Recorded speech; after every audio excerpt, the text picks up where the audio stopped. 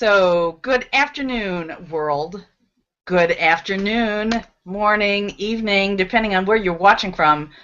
Flockers, that's what we like to greet um, viewers, regular viewers of the Holy Shift Show. Hi, I'm Elaine Nieberding, and this is the first episode of the Holy Shift Show in 2015. It's episode 9 since the show had its inception in October of 2014. I am really thrilled to have with me today two of the folks who are with me on the premiere day, and they are Margarita Crystal Lotus, hanging out from Kingston, Ontario, and Dave Moore, hanging out from Great Britain. And we also have, hanging out from the land of Oz, William Rock. And we're going to have a great show today, and our topic is chi, change, and cheese. Now, I've gotten to know William Rock over the last couple months, and even better within the last month or so. He calls himself a super geek, but man, this guy just has a big, warm, open heart.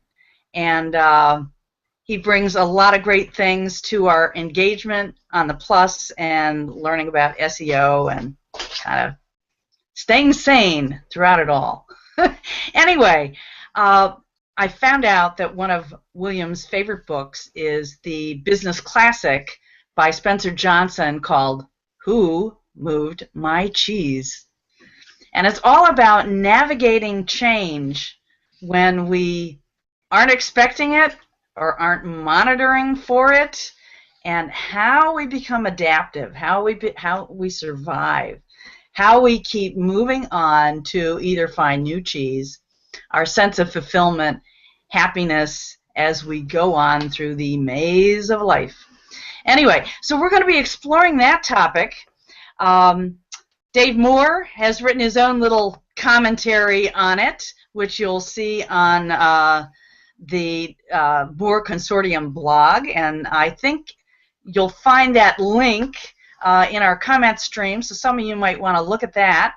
And perhaps some of you have watched the trailer or some of the other Who Moved My Cheese little YouTube movies to give you a sense of feel for the story, which we're going to discuss today. The story essentially goes like this. There are two mice, and there are two little people who go through this maze to every day seek out what they value and enjoy, and that is cheese. So cheese is the metaphor for the things that we value and that we think are going to bring us happiness. And the maze represents the pathway to finding the cheese. So Sniff and Scurry are the two little mice who every day put on their running shoes and they go after it with their own unique kind of traits. Sniff is very instinctive, and so he uses his instinct as he moves along. Scurry is just a fast mover, and that's Scurry's trait.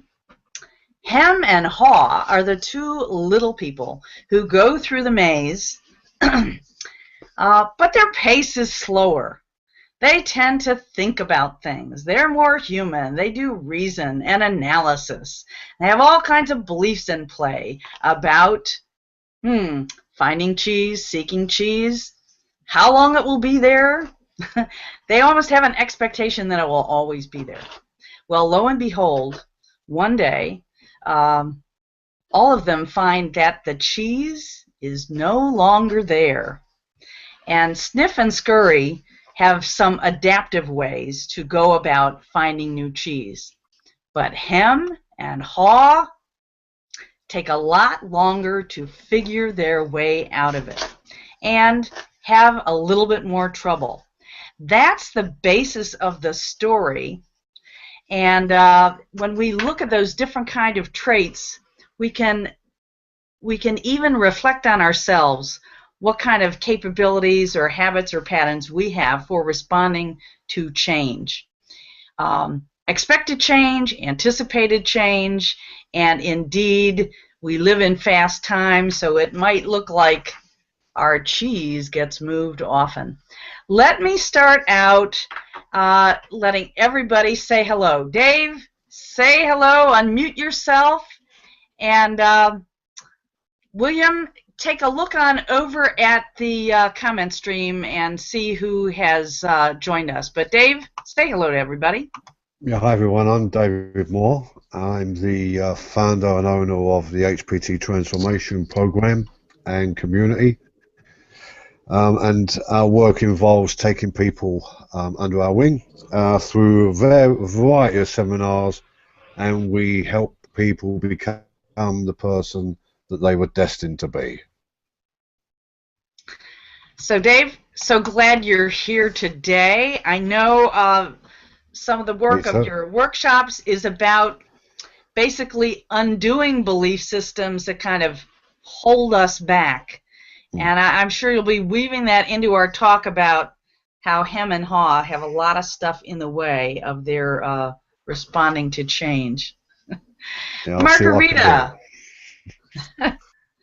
Yeah, I am so happy to be on your show again, and I welcome this new year, even though it's like incredible changes in the making, and we have to adapt to these changes by being adaptive inside. So creative solutions are it.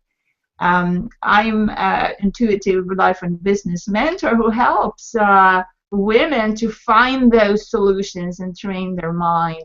And right now I have this Your Healing Journey program that I'm right in the middle of it, and it's so awesome to see people who are approached with different kind of things that they have to change too. So I'm so happy for that, and I hope this show is going to be great here. Okay, and now I want to welcome over William Rock. Hey, William, it's so good to see you again today. Yeah. And it was great that you brought this whole topic into the forefront in October. You had an amazing panel discussing the same topic. You had David Amerlin, David Leopold, Joshua Berg, Ben Fisher. Maybe there was somebody else I forgot, but you got the ball rolling, and some of the conversation was more related to the change in business and especially technology. But we're going to continue that conversation, and so I'm so glad you're here. Thank you for having me on your show. This is a fantastic topic. I'm very looking forward to everybody's comments, and I'm watching the chat right now.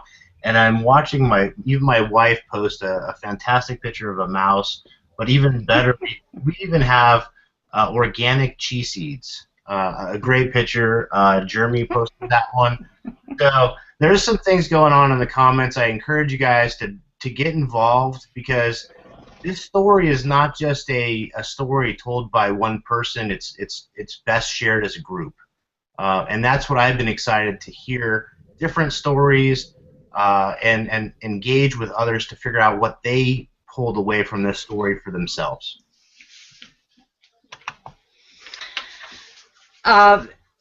So this story, as I may have mentioned earlier, it emerged in 1998, and the business climate was then.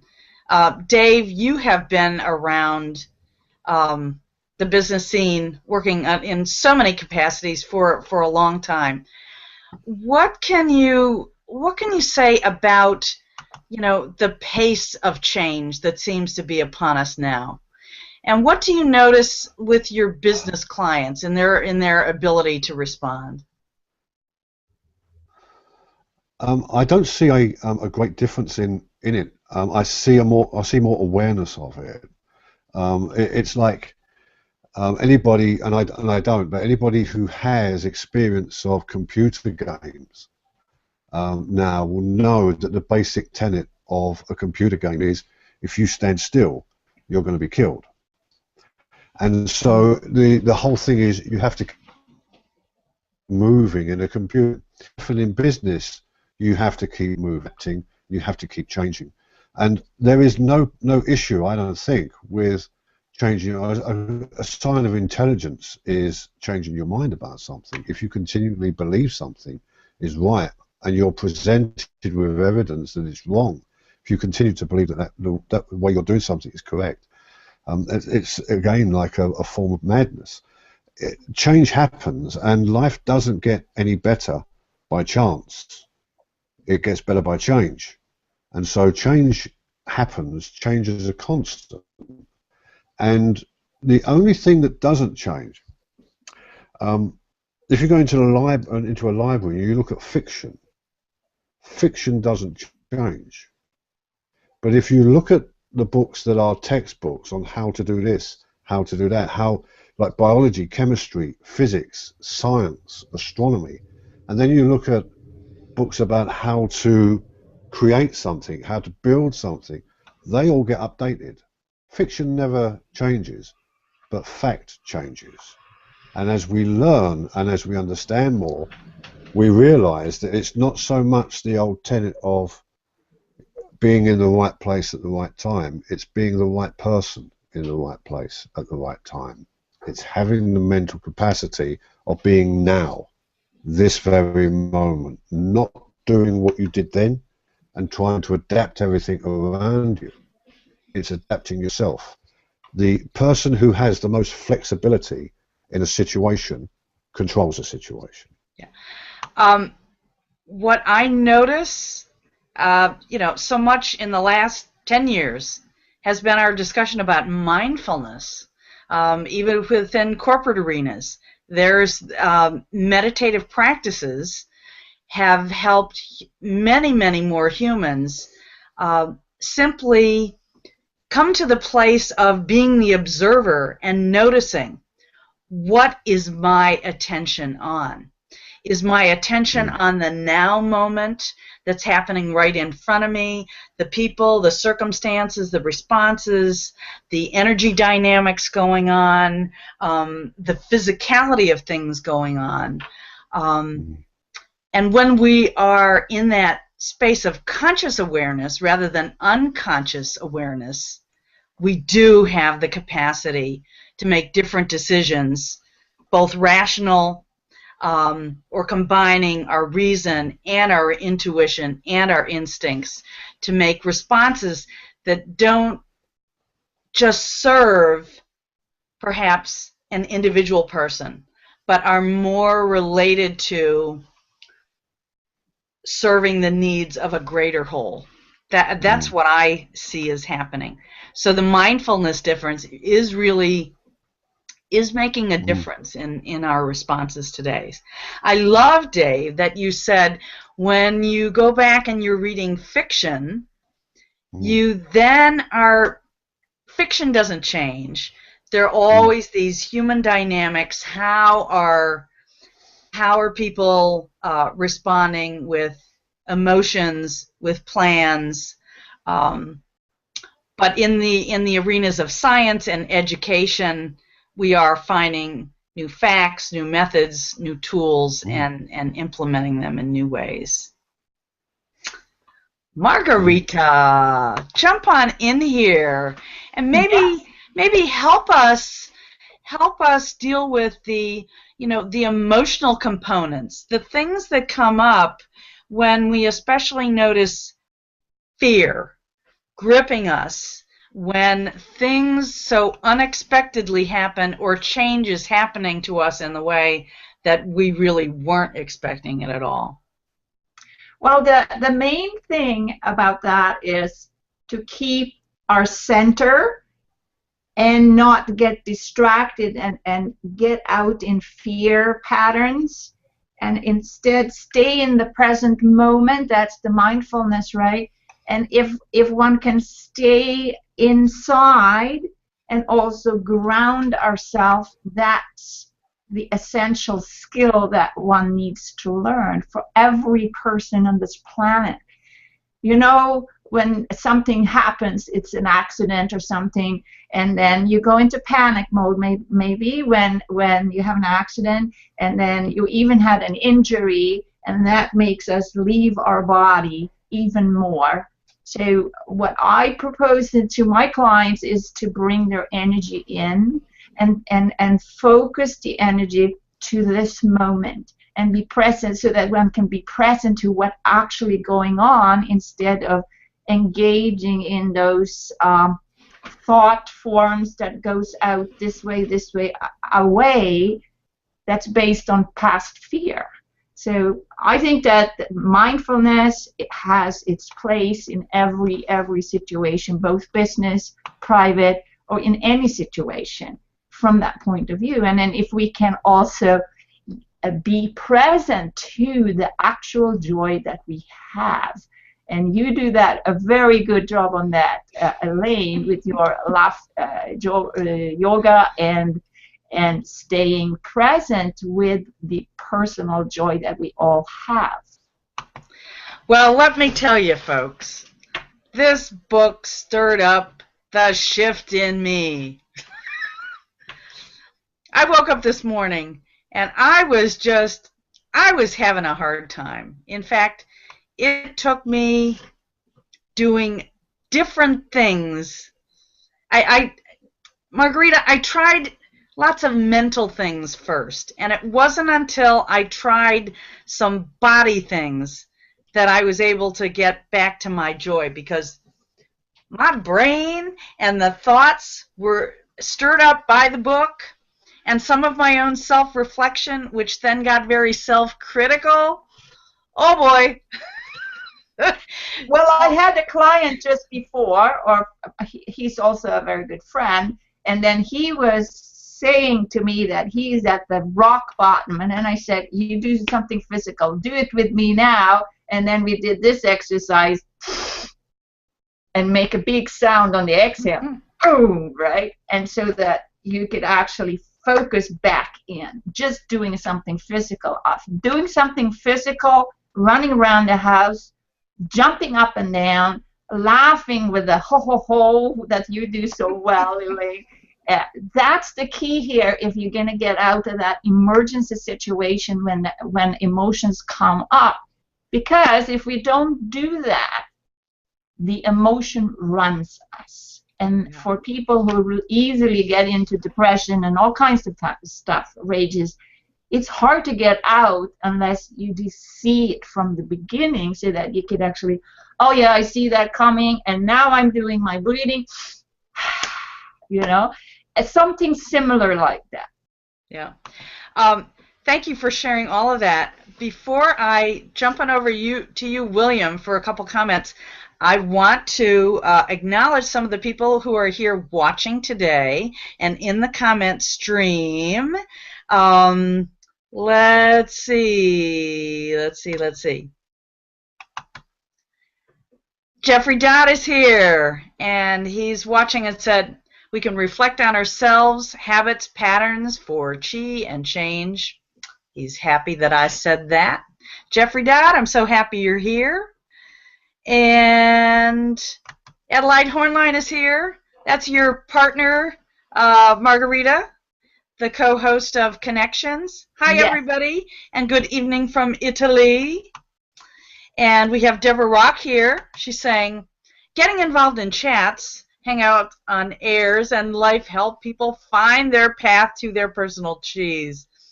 Deborah, I am so glad to see you getting more involved. We're going to have to get you in on one of these hangouts sometime soon, or at least hangout video calls, so we can get a little bit better acquainted. We're so glad you're here today. We have Omisido here. Good evening, everybody. Still got his Santa hat on. Love it. And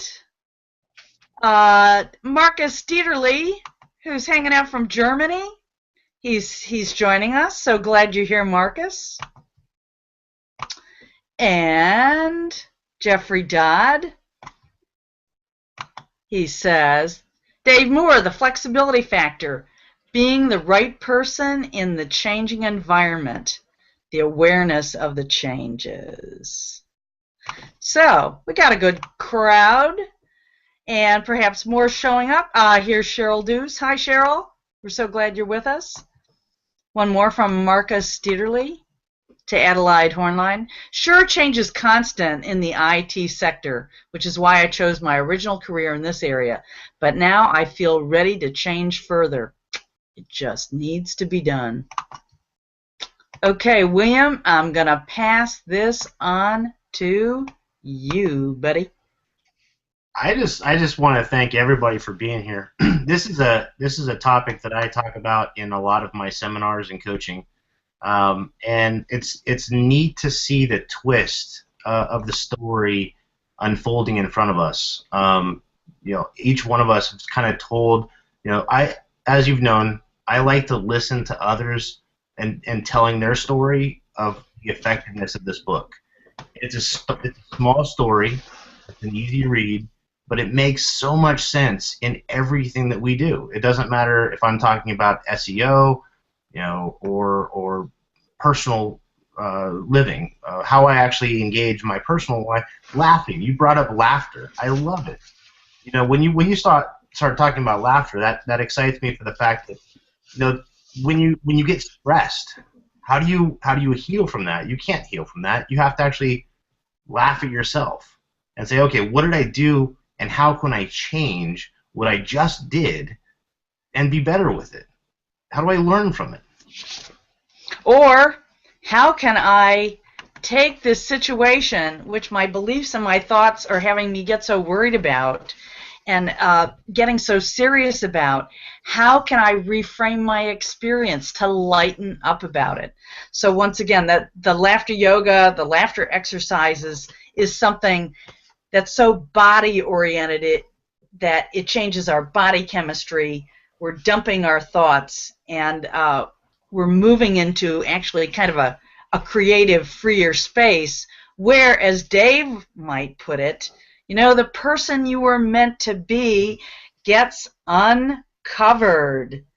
Dave, tell us again, when we're moving through those crazy tunnels, I think in the HPT program, don't you talk about, going through the tunnels again and again and again and finding something ain't working. We're not finding our cheese, and yet we're so resistant to doing something differently.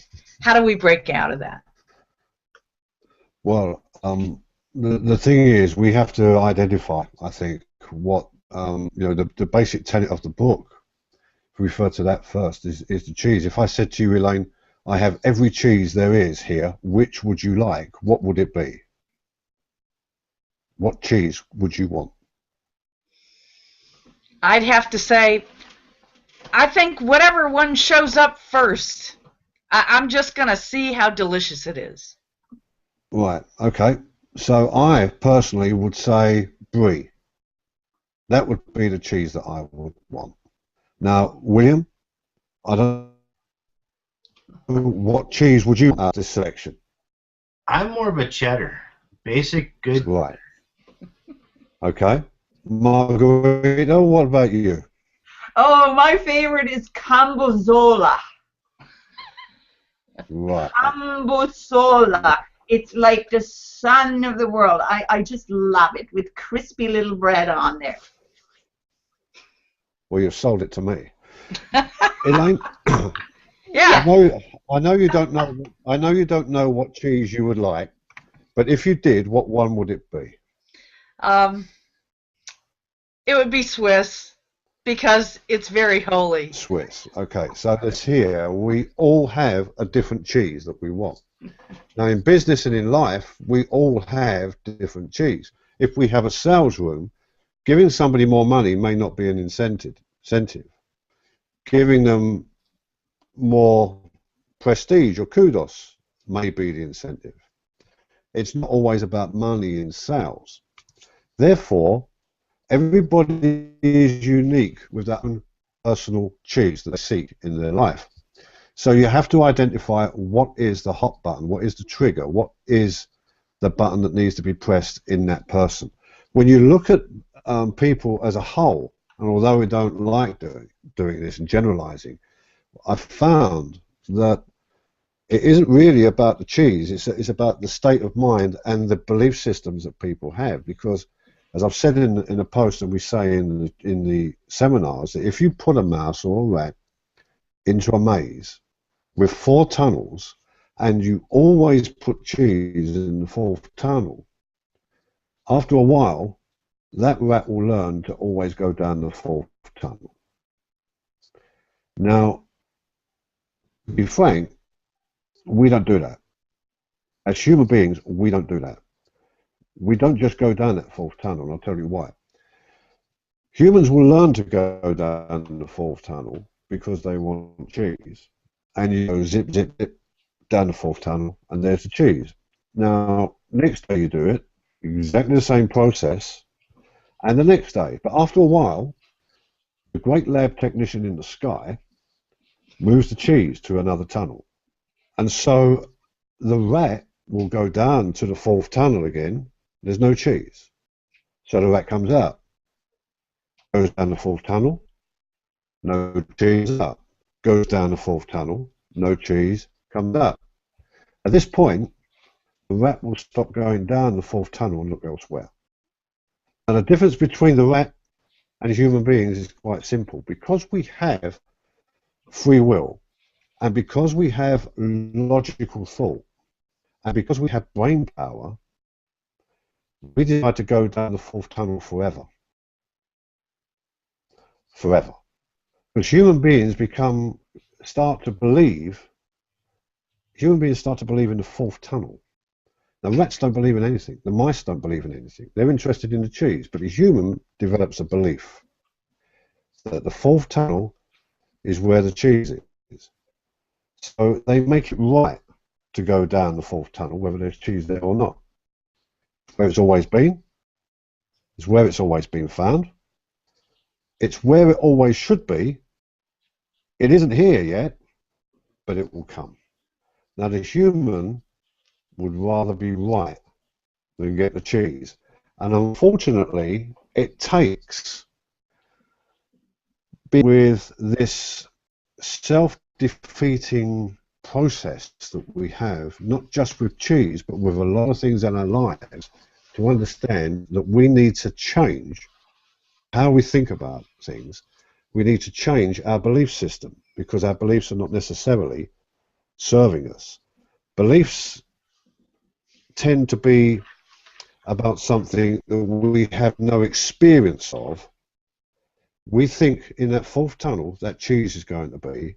We have no experience that cheese is always going to be there, but we believe it will be. The facts about beliefs are that they're not real. The experience is a reality, and reality doesn't give a damn about your belief. Nothing in the world that's real needs to be believed in.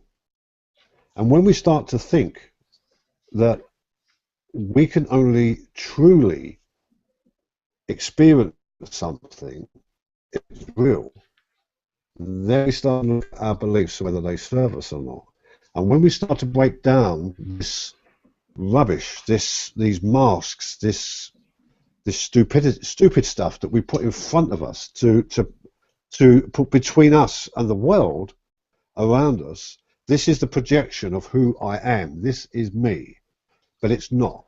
And once we break people down, we get them to rebuild themselves, but it has to be done in the correct way, like removing a program from a computer. Dave, the thing that I notice, observe, and make my own personal statements is that one of the things that really is shifting and changing on the planet right now is the human definition of what it means to be human. I think what I notice, there is a great shift out of self-identification as just being a physical being, that we have to, that most of our beliefs and behaviors are aimed at protecting. We're aimed at protecting this physicality. And as we shift into identification as more consciousness or spiritual being, not disconnected from our source, but really more linked to that, then the way we experience our relationship with anything in our environment, other people, other conditions, that is very different. And so, as you could say, as part of my belief system, I think this thing of love, the love that's created everything, that's the way I see it, it's moving on up, pressing up, pushing up against all the human belief systems that are in place that have us experiencing the nature of reality in such a tiny, partial, puny way. And as individually, as we either by choice, and curiosity, or sometimes by difficult circumstance, we then let go of some beliefs and allow ourselves into what seems like a more expansive experience. So, for me, part of the belief thing is it's sometimes making a choice, again, to go to a workshop and be facilitated by others who have this desire to have the true core of self be revealed, be uncovered. In this little book, Who Moved My Cheese, I loved the character Haw. He was one of the little people. He was, along with his partner Hem, caught up in beliefs, but he came to the awareness, I can't stay in this serious non-movement place so long. I have to laugh, I have to do something different, and so then he became the pioneer. He went out of barren Cheese Station C to find new cheese, and then on his way back, he did things out of a sense of, you could say, compassion for him back there. I'm going to write some things on the wall, so if he inches his way out, maybe he'll see the writing on the wall. He'll get some help. And so that was the most powerful part of this book for me, because I feel like I'm a Haw. Ha. I mean, I'm still dealing with my own beliefs, my self-limiting, my disempowering beliefs, but I truly want to help others. And as often as I can, I want to let my most expansive self kind of come out into the world. Okay, rant over. Somebody else talk. Who'd like to talk? I want to introduce to everybody to connect with their heart, because like when you are present in your heart, and you talked about love, Elaine, and I'm very grateful to Dave on his amazing explanation. I learned something new there. Thank you, Dave. I wanted to introduce the idea that we can start believing that love, which is not attached or chained, is the glue of the universe. So if we can actually connect with our heart and come from our authentic being, then we can actually see outside of the box of limiting beliefs. And that's that symbol of the heart. It's that 17 inches from this ego mind here into the heart. It's the hardest way to walk. This is the greatest challenge in life. And so a symbol of the heart can be that writing on the wall that you talked about with Ha. So there is many avatars, many spiritual teachers or other teachers in business, anything that actually sees outside of the box. And I would like to say thank you to all those teachers that I've had, including yours truly. And I think that if we can connect this heart piece right in there, and actually come from that place, then we have solved it, because then we can just tune in and say, okay, like the sniff, he's smelling the cheese, right? You will be guided from another place than your ego needs. And when you open that channel inside and let that light in, that's the light to follow. It's not the smell of the cheese. It's not the bling, you know, the eye bling. It's what comes from in here. And when you can follow that, wow, that's such a blissful state to be in. It's a mind state. So that's what I wanted to say about that. I want to pin a couple comments here and share them. Deborah Rock, that's the partner of William Rock. Deborah Rock, we're so glad you're here. I think this book causes everyone to question where they're at that moment in time and start to think about their personal cheese.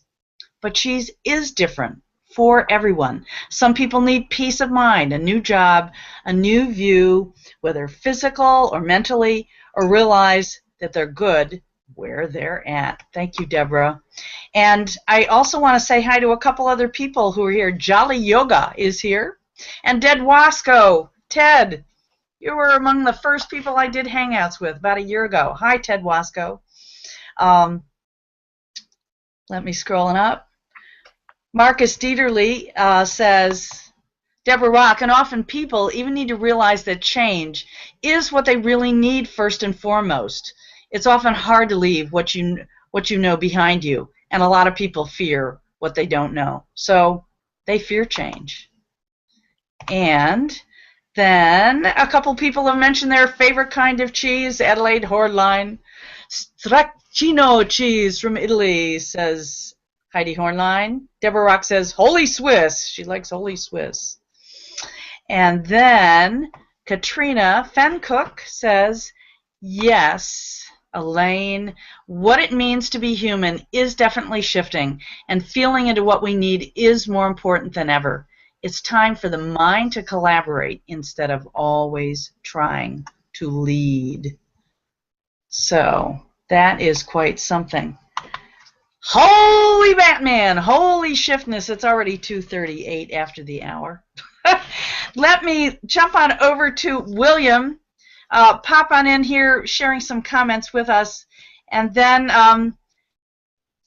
the time goes so quickly, but let me invite each of the panelists to share.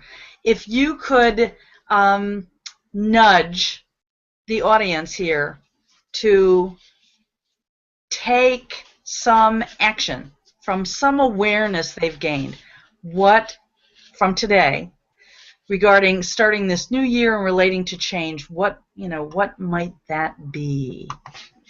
William. Oh, good one. Fantastic question. Brings to mind, you know me in the business side, so I'm going to speak to an executive and say, think about yourself first, as well as your executive or your other people in there. But think about yourself and figure out what you want. What do you want out of this job or the thing that you're doing? And then figure out where your piece is and what you can actually do to succeed with your team. Okay, so what I hear you saying is pay attention on the inside. Become conscious of what it is that you truly value. Is it in this place, in this environment, in this company?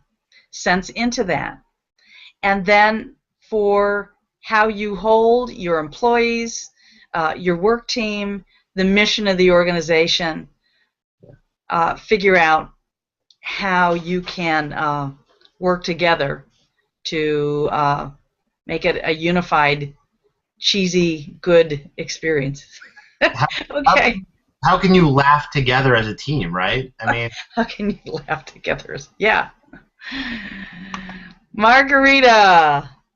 So the best way of connecting and doing and achieving things and finding your personal cheese is to know why you want that cheese and why you want that particular cheese and how much of that cheese you need, and feel that motivation. Maybe there is another reason for that you want that particular cheese, and if you know that reason of why you want it, you're going to be super focused and you're going to be so motivated to get that particular cheese, not any kind of cheese, just precisely what you want.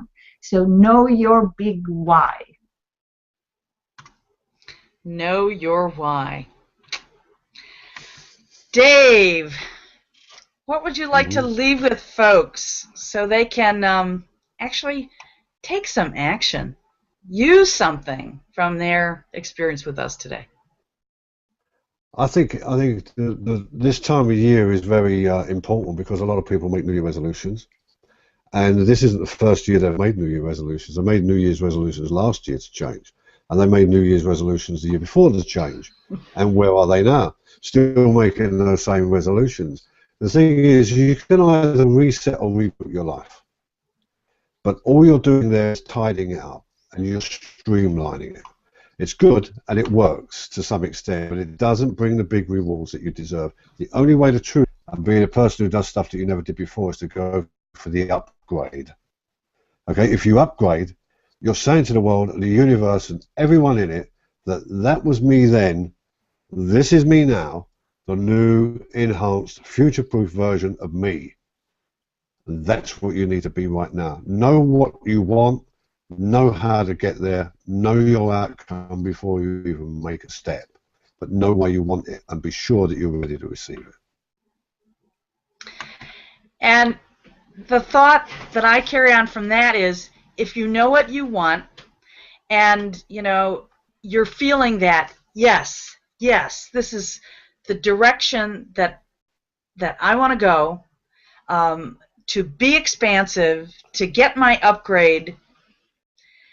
When that part of you starts saying, no, then ask for help. Don't try to do it alone, because that's where you'll fall off the wagon. You'll stay stuck in the maze where there is no cheese, and you won't be blessing the world the way you could in the new space and time. I want to take a minute to read a few more comments before then I hop back to each of my panelists to just say where they can be reached.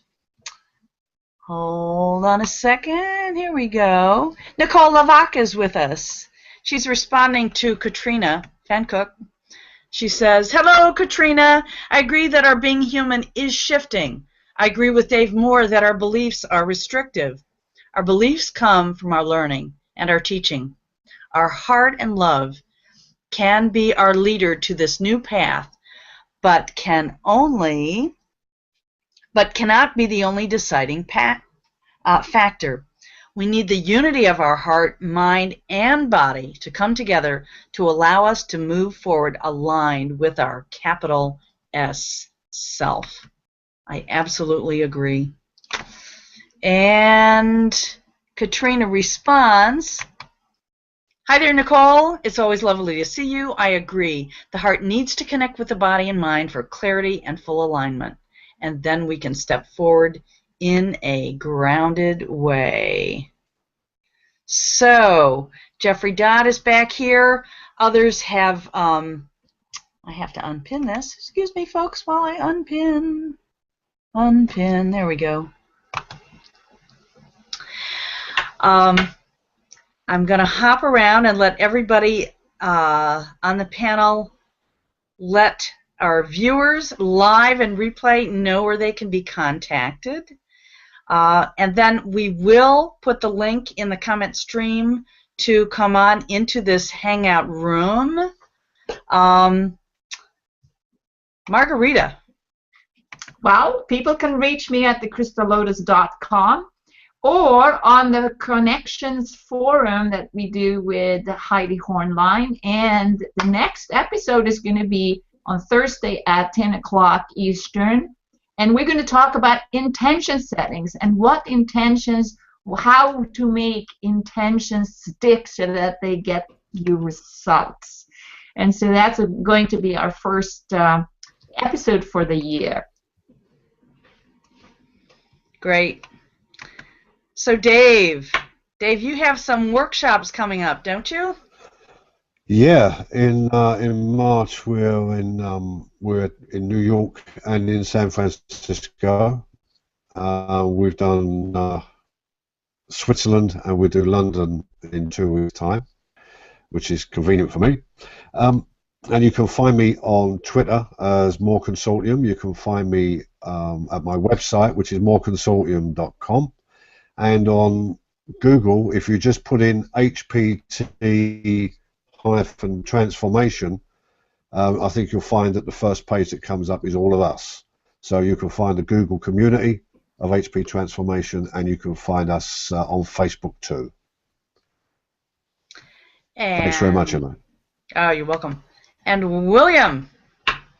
I'm simple. Just go into Google, type in William Rock, you'll find everything you need to know.